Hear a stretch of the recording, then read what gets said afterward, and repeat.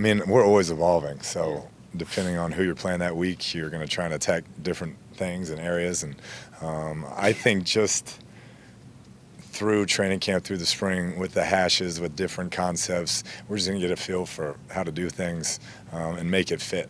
And I think that's kind of the stage we're at. How do the narrow hash marks affect what you want to do offensively? Yeah, just some spacing things that, college game, it's wider.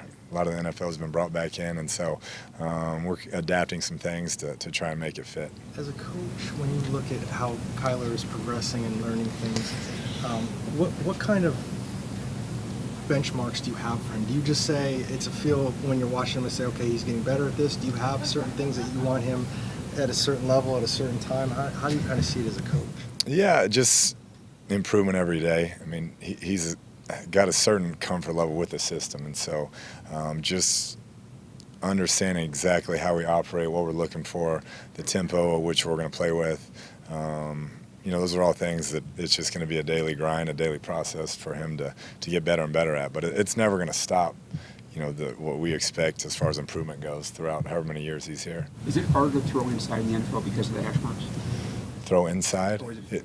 Yeah, there's some differences, no question, where some certain concepts hit as opposed to where I've seen them hit the last 10 years that I've been a coach in those ranks. But, we're working through some of that. You talked about tempo with the offense, and Kyler, does that affect everybody in the offense, just learning that tempo and how things have to happen? Yeah, it's more just the tempo of his operation. Like I've said before, we're not just going to go as fast as we can every play, but just working at a pace where he's comfortable, gives him a chance to see the defense, whether we're huddling or not. I want him to be able to work at a good rhythm so he can see the defense. You said you really liked the way he did it today as opposed to maybe a couple of weeks ago and even last week. Did you notice the difference today?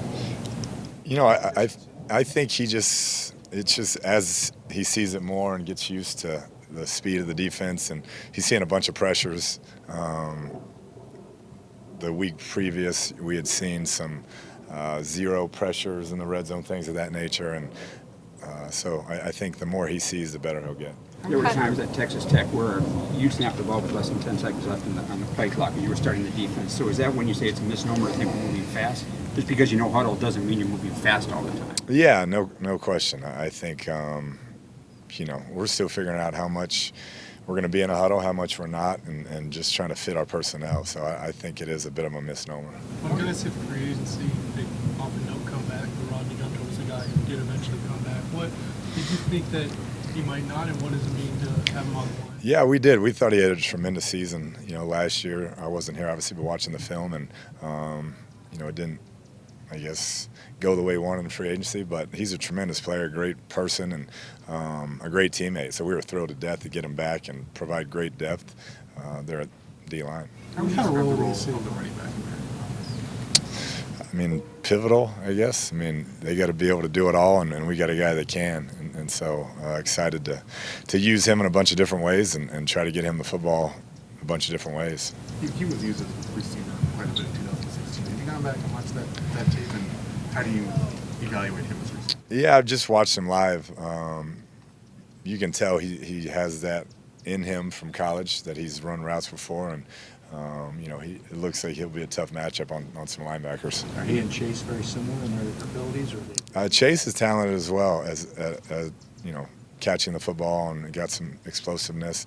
I think with DJ, just his size is guy that big that moves like he does. That's pretty rare. What do you like the most out of DJ Swearinger? I like the way he competes. He plays with, they call him swag. He's got a lot of swagger. There's no question. The way he disguises things, he just plays with a certain confidence. You can tell rubs off on the rest of that back end. And I'd never been around him. Vance's been around him before, some of these other guys. But I love his approach to the game. I mean, when he's not practicing, he's working on something. And he's been awesome for us so far. Yeah, he likes to talk. Yeah. What do you see from David Emerson? Alfred's going to be the other corner. What do you see from them? Yeah, same deal as far as experience. Plays with some savvy. You can tell he's trying to bait these quarterbacks into some things. So just a confidence level that you'd expect from a veteran. Is it still an open? Yeah, I loved him. Kirk, you mean? Yeah, I thought he was going to be a tremendous player, just knowing the guys that coached him there at Texas A&M and how they raved about him and his work ethic, and never missed a practice and did everything right, and that's what you see. I mean, he goes as hard as he can go every rep, every play, takes care of his body. I've been up here weekends, he's up here, and he's got the professional side of things figured out. Coach, a few guys in the locker room describe Andy Isabella as a very quiet guy but a hard worker. Now you've been working with him for the past couple of weeks. What are your impressions of him, and what have you seen from out there on practice? Yeah, that's what he does. They said he was up here Saturday, Memorial Day, running routes, so that's next level, especially with the weather we had. But he's just kind of figuring it all out. You can tell he's a guy who's going to bring his lunch pail, work really hard, really quick, really athletic, but he knows he's got a ways to go, learning our system and wants to contribute any way he can, but he's a good teammate. Is it still an open competition at center, or do you have a starter? Yeah, I'd say it's open. We're working through that whole offensive line as a group and figuring out with the pieces returning from last year what fits where, and some of the guys we added. So there'll be some good competition throughout the spring and camp at all those positions. What have you seen out of Mason and AQ so far? Yeah, both really good, smart players. With a young quarterback, to have a center that can handle some things is big for us, and they take control of that group, and I've been really impressed with how they've kind of directed traffic so far. When you hear a guy who's out here running routes on Memorial Day, do you, one, shake your head, and then two, what does that tell you about him? Yeah, I figured it'd be at the W or something. With all that money from the new contract, but no, that's who he is. That's all he thinks about. All he wants to do is be the best football player he can be, and that was a big part of the reason I think as an organization we fell in love with him. Knew some real inside information on him, how he worked there, and that's what we've seen since he's been here. From a pure skill standpoint, compared to the other receivers on this roster, is there something unique that Isabella brings to the table as far as what he can do? I think when you're that size and you're that quick, it's just hard to get your hands on those type of guys. We had a guy at Texas Tech named Jakeem Grant who's doing really well for the Dolphins in Miami. Similar, just so explosive, so quick that it's hard to get your hands on him. I think that's unique to him. How was your relationship with Kyler drafting him? I think it's still, we're working through how he likes to be coached and how I do things, and finding that trust level where he knows, hey, I want you to be open about what you like, what you don't like, and let's make sure we're doing this thing the right way. But I've appreciated his work ethic, how he's handled things, how he's just blended in with the team, and it's kind of what I expected him to do. Was it right when he got drafted that you guys would text a lot in college? You texted him. Was that? Do you still text him directly, or that's something? Yeah. Like how often? Yeah, I mean, once, twice a week, just checking in, and if he has a question on a play or a thought, we'll text. But yeah, that won't ever change. Each of your tight ends seem to have a different dimension they bring.